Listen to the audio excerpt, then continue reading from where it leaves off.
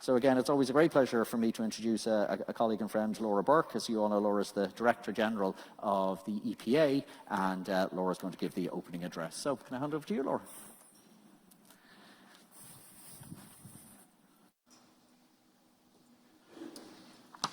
Good morning, everyone, and thank you all. It's great to be here at such an esteemed venue. We were just admiring all the pictures of men on the wall, so it's nice that we have a few female speakers here today. And it is actually our 8th year of having this conference. And no more than Alan, when I was kind of getting prepared for this, I was thinking, God, Jerry, you must have been doing this for 3 or 4 years now at this stage. It's actually 8. And it is really, really good to have this combination of the economic side, the health side and the environment side all coming together. And that was the philosophy when we started a number of years ago. So we're all bringing slightly different perspectives, but what I think we're finding is there's so much more that connects us than is different. So the theme today is creating a healthy environment for all, and we're going to be joined both virtually and in person by a number of national and international guest speakers who are going to share their knowledge, their expertise, their insights, and of course I'm sure will bring different perspectives that we can reflect on during the day. And so I'm going to really thank all of them for coming. Whether, as I said, online, but particularly the people who've travelled, and I know we have a number of people who've travelled here today as well. We're going to hear about current global and European actions to tackle premature death and disease and promote health and well-being through the creation of healthy environments. We'll also hear of integrated actions to tackle health inequalities. And I'm going to touch a little bit more on health inequalities as I go through, and it's something that I think is becoming more and more to the fore when we're talking about health and the environment. The threat of chemicals to our environment and health will be discussed, and we'll hear how to address individual aspects of the environment and health in order ultimately to create a better tomorrow. So human health is a fundamental aspect of environmental protection. And when you think about it, when we talk about, whether it's clean drinking water, whether it's bathing waters, whether it's air quality, it's not protecting or improving the environment for the environment's sake or just for the environment's sake. So very often it's really linked to, or the ultimate purpose is protecting human health. And in the EPA, our vision is that we all live sustainably in a healthy environment that is valued and protected by all. So in the core of the work that we do, we're recognising this really important human health aspect. And our health is affected by our surrounding environment in many and complex ways. We know that engagement and contact with our natural environment is associated with measurable impacts not only on our physical health, but also on our mental health and well-being.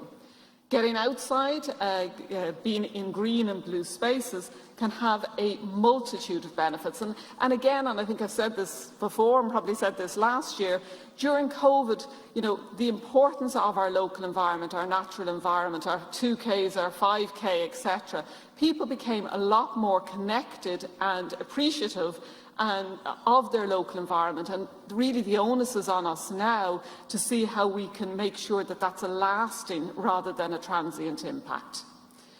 And while there's good evidence that people in Ireland place a really high value on a clean, healthy environment, there's much more that we can do to translate, I suppose, that aspiration and that conviction and back it up with real tangible actions. Our most basic needs are clean air, safe water, food and safe shelter. The quality of each of these needs is directly influenced by the quality of our environment. So therefore, it follows that preventing damage and pollution to the environment also helps to protect our health and well-being, and will live longer and healthier lives. And when we look back at kind of things that really had an impact, you look back to the 1990s, the smog in Dublin, the smoky coal ban at the time, out of that, 350 lives per year have been saved by having that smoky coal ban. And that's a real, direct, tangible result of action to prevent pollution. And despite progress being made, a significant proportion of the disease in European countries is still attributed to environmental pollution related to human activity. At present, 1 in 10 premature deaths in Europe is linked to pollution. And as well as this, the Beating Cancer report by the European Environment Agency has identified that more than 10% of Europe's cancer burden is caused by environmental and occupational exposures such as air pollution, chemicals, radon, UV radiation and second-hand smoke. So these are really stark statistics. But the upside, because there always is an upside, is these are things that we can take action on. We are not passive observers to it. There are real tangible actions we can take to address it. By preventing pollution, changing our behaviours, we can reduce risk. And importantly, by taking action to improve our environment, we're not only helping ourselves, but helping all of those around us and creating a better environment for everyone to enjoy. And this is particularly important when we think about the most vulnerable in our society, because we know that they're more impacted by certain environmental hazards and exposures. When we look, maybe first of all, to look at air quality, and we know in Ireland 1,300 premature deaths happen annually due to poor air quality associated with fine particulate matter. And chronic exposure also contributes to stroke and heart disease. And we should recognise that air quality in Ireland is generally good. We're compliant with EU limits, and particularly now I want to talk about nitrogen dioxide and particulate matter. So we're compliant with the EU standard, but when you look at the more stringent World Health Organization guideline figures, we're not compliant at all monitoring stations. And this is where the aspiration should be. This is what the EPA has been calling for a number of years. It's not okay just to meet the minimum bar. We should really be driving action to a much higher standard than what's recommended by the WHO. We've recently had the publication of the Clean Air Strategy, the long-awaited Clean Air Strategy. It is great that it's now published. There is a commitment within that strategy to reach the WHO guidelines by 2040. That's great. It's a long time to 2040. So what are the actions that can now happen immediately to move us towards those guidelines? And there are actions, of course, at a governmental level, but there's also actions at an individual level. You know, we can move away from smoky fuels when we're heating our homes. We can make our homes more energy efficient, and in that way we make them more comfortable but also cleaner. We can reduce the use of cars where possible, choosing to walk, cycle, take public transport, reducing the levels of nitrogen dioxide in the air, but also good for our health and well-being. And I think, you know, you now look out in the streets of Dublin or anywhere else and you see so many more people walking, jogging, etc. Again, I think a post-COVID thing, we're a little bit more conscious of our health and well-being. So kind of combining those things is really good. We're working with Untashka to do a Clean Air Together project. This is a brilliant citizen science project. Over 2,000 people in Cork and Dublin already involved, putting little nitrogen dioxide tubes outside their homes, measuring the levels of this pollutant. So they're getting awareness of the pollutant itself, but also, as part of that, it stimulates what actions can be taken, getting people to think about the next step, which is what actions can we take to reduce nitrogen dioxide. The next step is moving to Galway. So any of you, if you know anybody in Galway, if you're from Galway, if you have any connections in Galway, we're looking for people in Galway to participate in this Clean Air Together project. And as I said, we have to also remember that environmental pollutions or air pollution doesn't impact everybody in an equal way. And what we're now seeing, and I'd really credit the European Environment Agency for really starting some of this work, but it's now very much embedded in Ireland, and I know the ESRI are doing work on this as well, is the evidence suggesting the health of people at lower socioeconomic status tends to be more affected by air pollution than the health of the general population. So when we're talking about air quality, it's no good a section of the population being okay. We need to be looking right across the population. And the more vulnerable in society may have least say in where they live, where they go to school, where they work, how they travel, how they heat their homes. So we need to be conscious of that disparity in environmental exposure to air pollution and ensure that really targeted actions and measures are taken to make sure that those most vulnerable also have a clean, healthy environment. And when we look to the indoor environment, we also are very conscious of radon. Radon, natural occurring radioactive gas, responsible for estimated 350 lung cancers every year. And this is something that we can all do something about within our own homes. The first thing is the EPA has updated our maps. So we have now gone from 2002, we had a map of Ireland, kind of a high-level map identifying for people whether their area was at risk of high level of radon. We've now a much more sophisticated map. You can go onto the website, not now, after this presentation. You can put in your air code and you can see if you're in a high level of radiation area. The next thing is to go test your home, and if you come up with a high level, the next thing is to remediate your home. And actually, it's relatively straightforward. It's around ventilation. But there is that lack of awareness. First of all, people are kind of going, well, if I don't know, well, maybe then it'll be okay, and I don't have to worry about it. We really need to raise awareness and get people to take action. And in fact, our website was so popular when it was launched, it crashed the EPA website, which was a first. So part of me was very upset. The other part of me was delighted it got so much attention. After air quality, environmental noise is the second most significant cause of health issues for all of us. In urban areas, soundscape is part of our daily lives, but the European Environment Agency, again, estimates that long-term exposure to excessive environment, noise and road traffic causes around 40,000 new cases of heart disease, 11,000 premature deaths across Europe each year.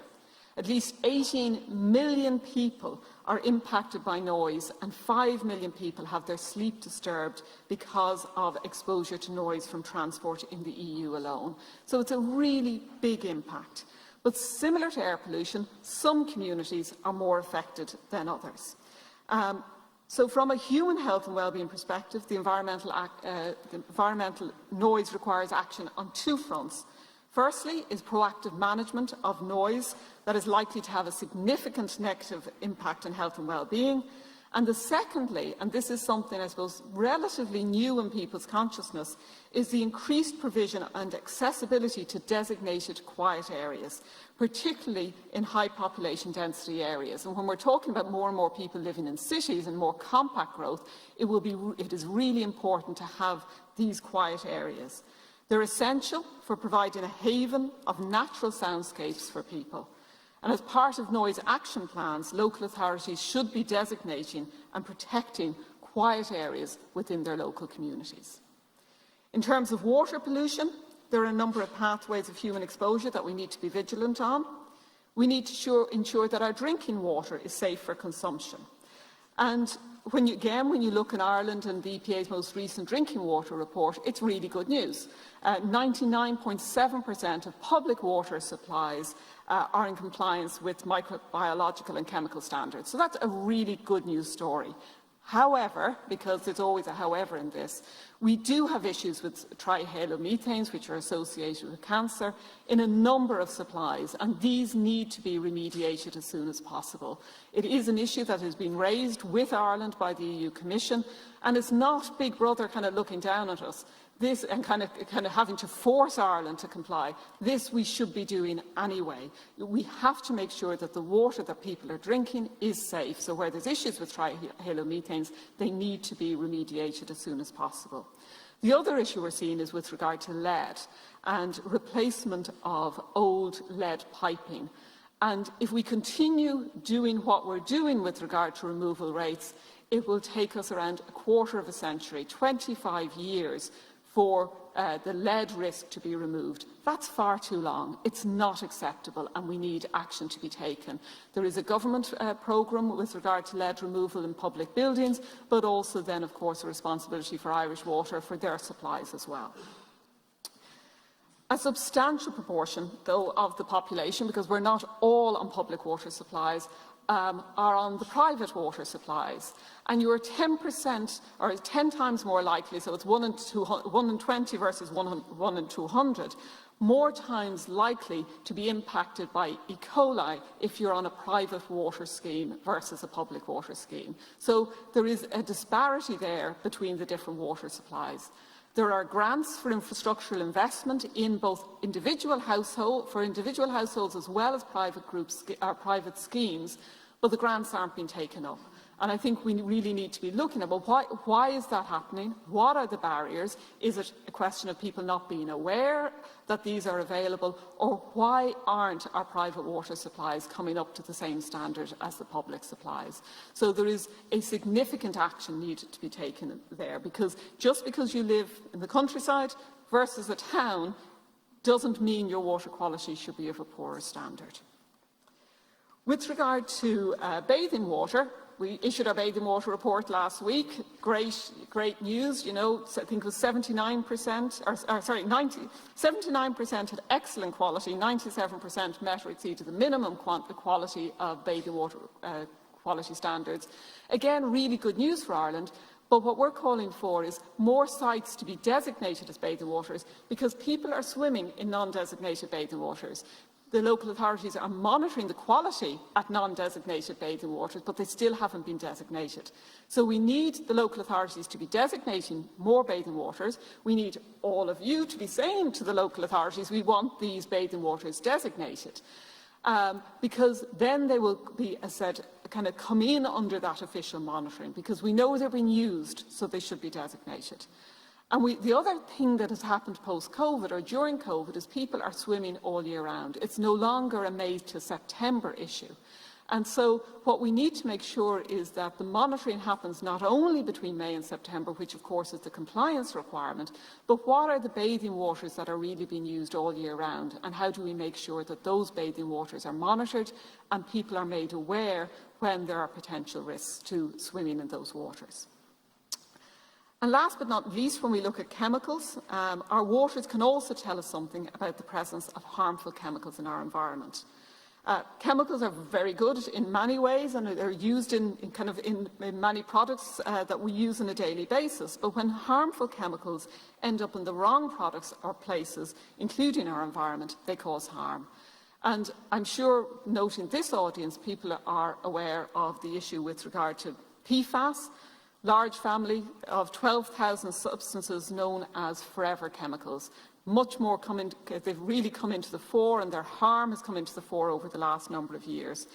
They've become a serious threat at a European and global level with regard to the environment.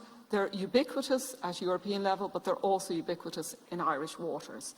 So there's now proposals for much more stringent restrictions on these chemicals, plus further monitoring and regulation.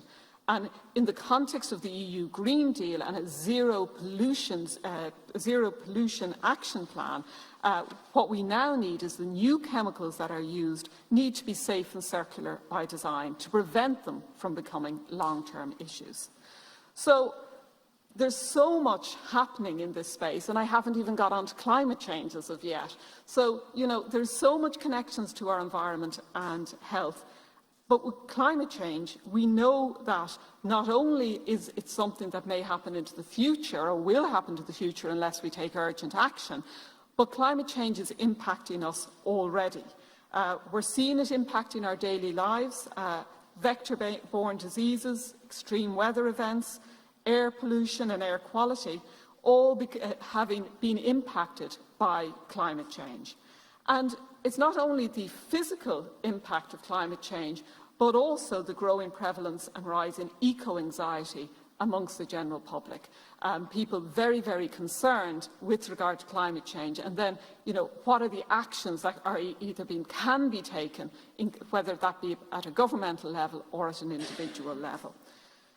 And the most recent IPCC report, the synthesis report, reinforces the urgent need for action to reduce greenhouse gas emissions whilst adapting to current and future impacts of climate change. So with every further small increase in warming, climate change impacts and risks are becoming more complex and more difficult to manage. So we need to urgently act to tackle climate change, but also to recognise that we're going to have to adapt to the change that is already happening to us. So there's a very large, as I said, range of things there. But we've got a whole host of fabulous speakers today who are going to go into detail, I know, on numerous of these aspects. So I'm going to leave it at that. On the positive, I really do want to say that, whether it's pollution of air and water, noise, chemicals, radon, climate change, they are all modifiable environmental factors. It's within our power to change and to improve our health and environment. So I look forward to today, and with that, I'm going to hand back to Alan. Thank you very much.